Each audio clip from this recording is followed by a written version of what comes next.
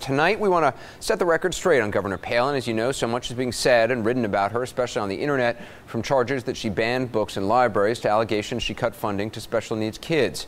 Remember, we heard rumors about Barack Obama. They're still out there, and there were a lot of them, and we made sure to separate the facts from the fiction. We're doing the same tonight with Palin. Keeping them honest, here's Joe Johns. Straight from the internet, which brought you the relentless rumor, completely false, that Barack Obama is a Muslim. Now it's Sarah Palin who's getting misrepresented, with bogus quotes and facts.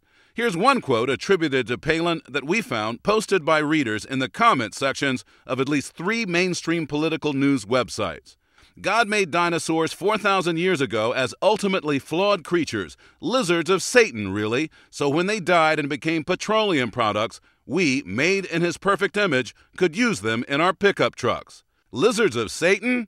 It's a pure fabrication. Palin never said it.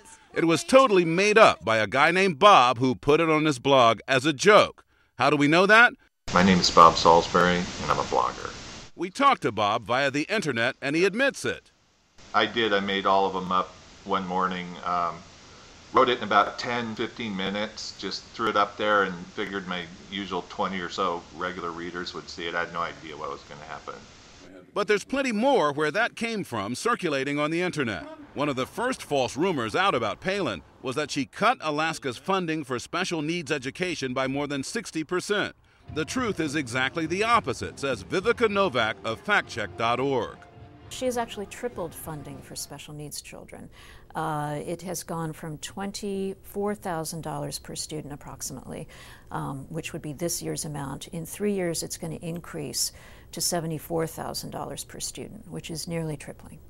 And then there's the rumor that as mayor of Little Wasilla, Alaska, Palin demanded that certain books be banned from the library. Didn't happen. The truth is that she did ask some questions about banning books, even informed the librarian she's being fired, but later relented under pressure.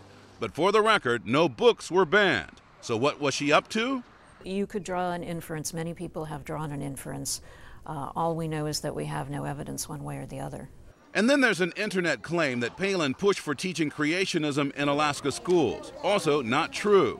Palin said students should debate both sides, but she did not make teaching creationism part of the official curriculum.